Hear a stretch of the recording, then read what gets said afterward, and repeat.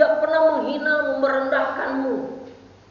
Tapi engkau mencaci maki hamba-hambaku sama seperti engkau mencaci maki aku.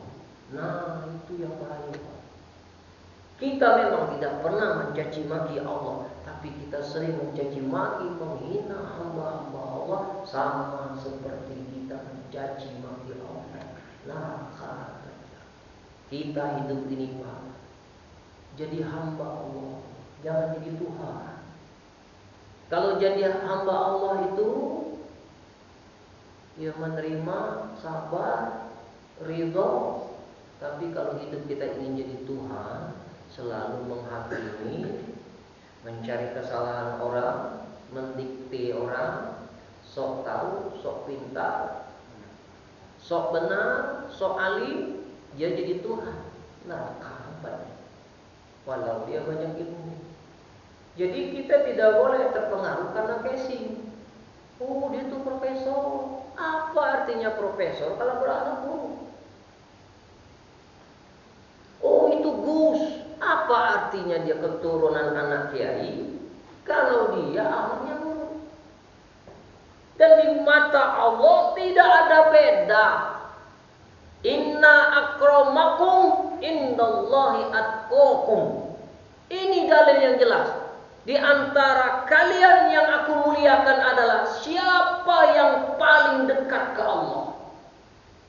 Walau dia tukang gerobak, walaupun dia tukang ojek, walaupun dia tukang kelontong, walaupun gembel, tapi kalau dia dekat dengan Allah, itu yang dimuliakan oleh Allah. Nah, kita ini tertipu dengan casing.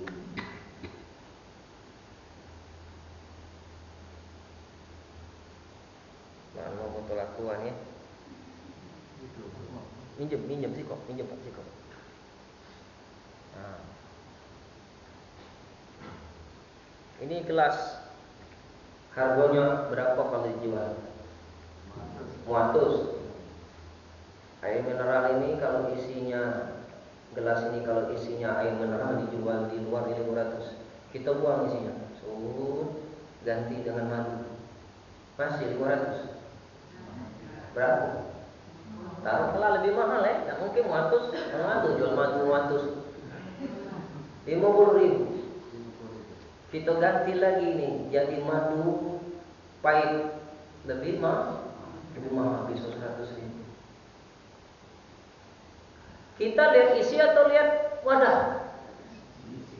Yang diminum isi atau wadahnya? Isi. Sejelek apapun ini tempat, kalau isinya baik, maka isinya yang dinilai, bukan gelasnya.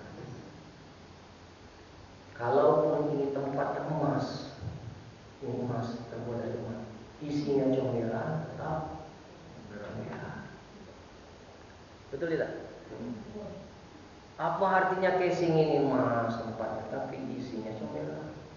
Ada yang mau minum, walaupun tempatnya emas? Gak ada yang minum, maka kita harus sibuk memperbaiki diri. Ya ayyuhalladzina amanu qu anfusakum wa ahlikum nar. Hai orang-orang yang beriman, jaga dirimu dan keluargamu dari siksa api neraka. Jadi disuruh oleh Allah ngapain itu? Memperbaiki diri. Jadi kuasai diri kita, perbaiki diri kita, supaya nanti kembali kepada Allah dalam keadaan hati bersih. Yauma la yanfa'u malun wala banuna illa man atallaha biqalbin salim. Maka pada hari itu anak dan hartamu tidak berguna, melainkan engkau menghadap Allah dalam keadaan hati bersih. Yang dituntut oleh Allah itu kembali kepadanya adalah hati bersih. Hati bersih, anak, harta, istri, orang terdekat tidak bisa berguna apa-apa.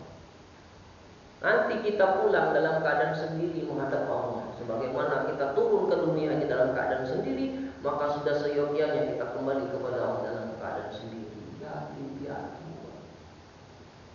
Tolong,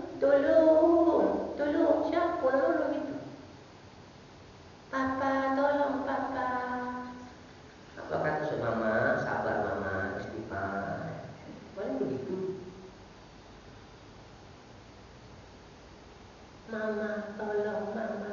Papa, jangan banyak ngomong, diem, istighfar, ucap. Paling gitu istri kita nanti. Tidak percaya buktikan nanti. Rewelnya mungkin rewel mana dimarahin kita. Kalau sudah tua banyak istighfar, jangan banyak ngeluh. Sakit hati kan kita? Yang laki-laki sakit. Jadi sudahlah, tidak usah selalu bersandar kepada suami, tidak usah selalu bersandar kepada istri, tidak selalu bersandar kepada anak, bersandarlah kepada Allah.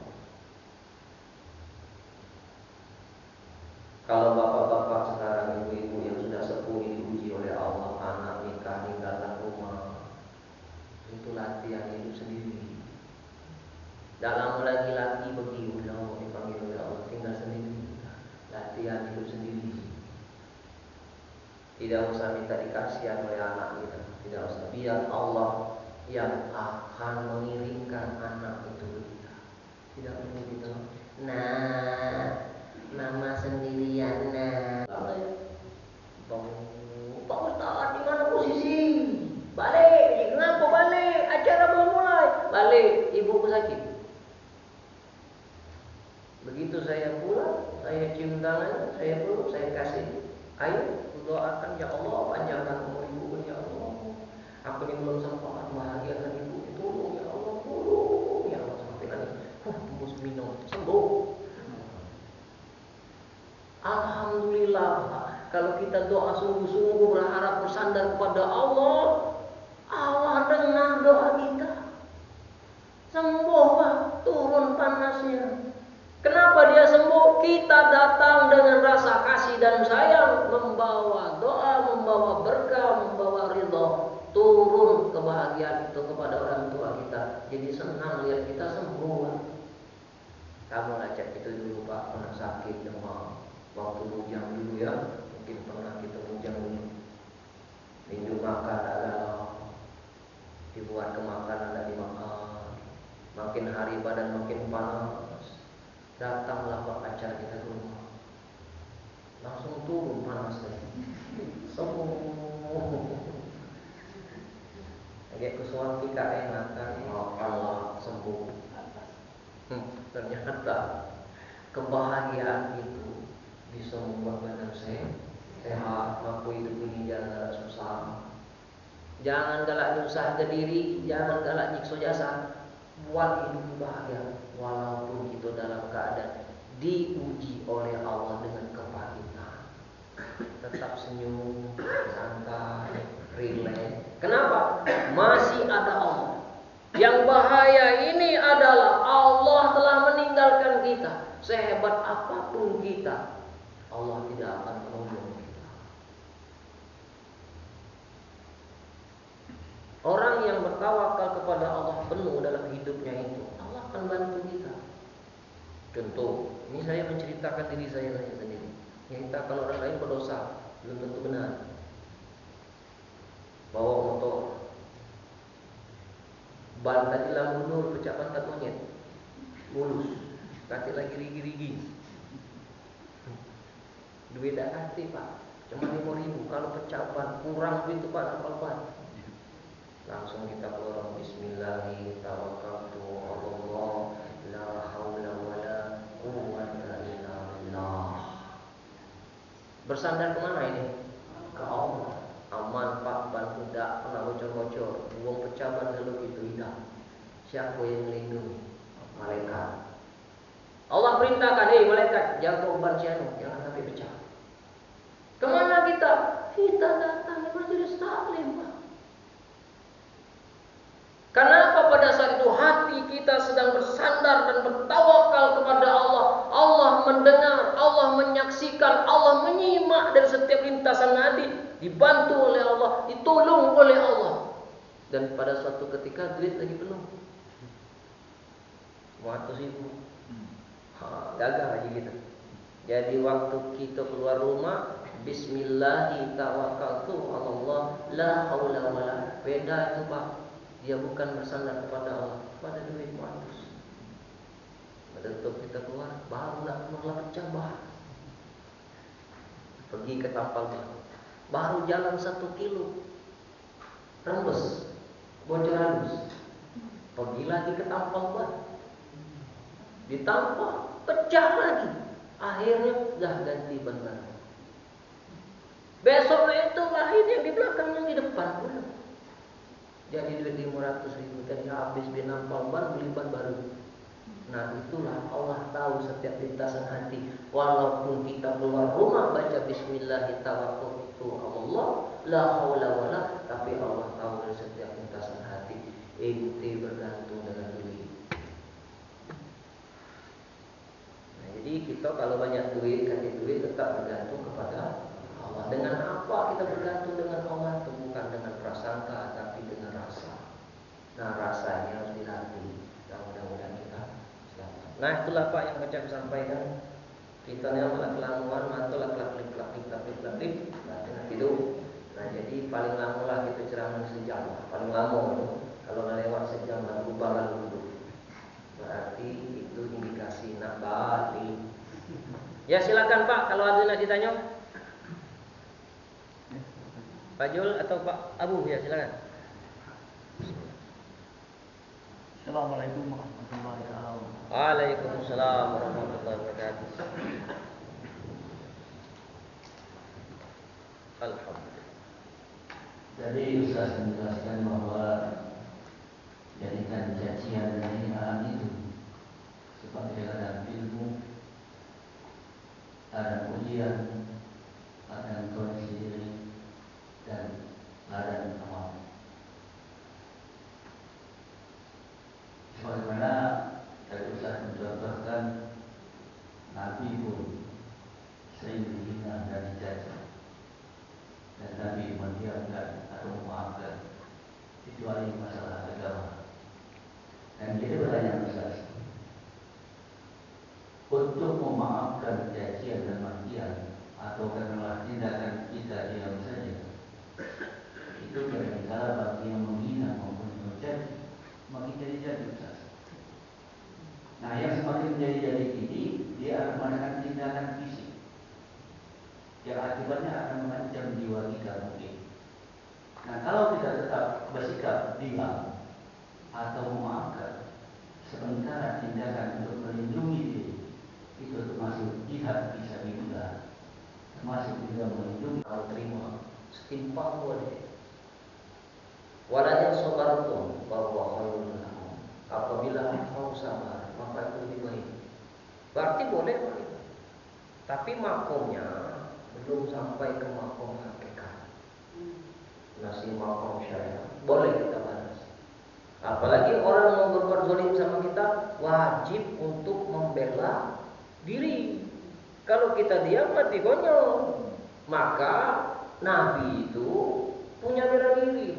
Kita punya anak, ajarkan anak itu memanah itu bela diri. Ajarkan anak itu berkuda, pacak, bawa kendaraan. Ajarkan anak itu berenang, sungguh dia bisa berenang. Tapi membela diri bukan untuk membunuh. Boleh Pak. Misal kita kena tolong misalnya deh, tak ada itu dia wajib kita bela diri. Tidak boleh, makanya kita ini seorang mubalik ini harus punya ilmu bela diri. Kalau seandainya kita dihadang orang, 2 dikdikop masih pacak itu ada. Kalau dia nak ngajak olahraga, ini dengan menjaga deh. Nah, tapi hati-hati, yang kita takutkan itu bukan takut sama dia. Inni akhafu rabbul alamin. Sesungguhnya aku takut kepada Allah. Nah, kalau kita takut kepada Allah, semua makhluk akan takut kepada kita. Dan mereka tidak akan terniat kepada kita. Karena yang menguasai hatinya itu seutuhnya Allah. Nah, kalau kita memang yang benar-benar baru belajar tentang ilmu ketuhanan itu, ketika dihadapkan posisi seperti itu, panik pasti. Panik pasti. Naik darahnya langsung. Selagi kita masih bisa membela diri, bela. Karena itu memang sudah kewajiban. Yang ikut-ikutan, kata Ustaz, kita harus diam dan memaafkan, mati konyol. Belum sampai kita ke makom itu. belum sampai. Maka di dalam Al-Quran tadi boleh kita balas dengan semisalnya, dengan setimpal. Kalaupun ingin membalas tapi dengan setimpal. Tapi Ustaz, kalau didiamkan mereka tetap mengijak kepala. Betul kan begitu ya? Yang kita hadapkan di masyarakat ini, kita diamkan malah ngijak kepala. Ya, betul kan? Tapi ingat, yang menguasai dirinya itu Allah seutuhnya. Ada orang dulu mau lempar saya dengan batu.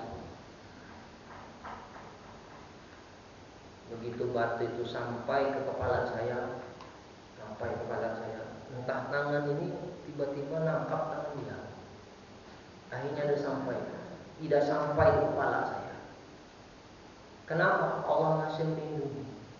Begitu dia sudah lempar batu ke saya tidak membalas. Padahal batu itu ada di tangan saya. Kalau saya mau jahat, kalau saya ini jahat rangainya, pendendam, batu itu kulemparkan juga di kepala dia. Tapi tidak saya lakukan. Kenapa? Dia punya anak, dia punya orang tua, dia punya anak dan keluarga. Apabila ini batu yang hempaskan di kepala mati, kita masuk penjara, dia masuk kubur, menang jadi Arab, kalah jadi Arab. Akhirnya kita tidak membalas, tapi hanya untuk membela diri. Nah, jadi membela diri itu wajib. Dan biarkan Allah yang akan membantu kita. Intan surullah yansurkum. Bantulah agama Allah, maka Allah akan membantu. Nah, itulah Pak Abu. Jadi tidak dilarang, silakan saja membela diri. Tapi ingat, kalau ngoco sekali, ngoconya sekali juga. Jangan kamu kelebihan. Berarti gitu. Berarti kalau melampaui batas. Nah, itulah Pak Abu ya, lebih kurang. Ya, ada lagi yang lain. Jadi pertanyaan Pak Abu ini mewakili untuk kita semua. Ya, silakan Pak Zul. Kembali ke cerita Pak Ustaz masalah ban gundul tadi. Iya, ban gundul tadi. Pak Ustaz tadi kan harus bagi dengan keadaan ban gundul. Di situ kita bicara masalah hakikat atau masalah tawakal tadi. Ya. Atau kan? Tawakal, kita berserah diri itu adalah latihan bahwa kita lebih yakin kepada Allah dari apa yang ada di genggaman kita. Yang bahaya itu adalah kita lebih yakin dengan apa yang ada di genggaman kita daripada yakin ke Allah. Kita lebih bahagia punya uang 1 M atau kita butuh tapi dekat dengan Allah. Jujur saja. 1 miliar kan? Ya, jujur baik Pak, kita ngomong ngawang baik gitu nih. Tidak usah nak mikir ke makom hakikat. Makom hakikat cek belum ini. Benar kan? Kita lebih senang punya uang 1 M, lebih bahagia dibandingkan hidup itu dekat dengan Allah. Nampak di rahim itu sudah kelihatan. Tidak usah cerita, nampak di rahim itu sudah kelihatan. Benar tak? Maka jalan orang yang kaya sama jalan orang buntu itu kelihatan. Ya, orang buntu menjalan, katin semua. Maaf ya, kalau ada kesamaan cerita. Bagi, maaf Pak Jul ya. Tidak ada niat untuk menyindir.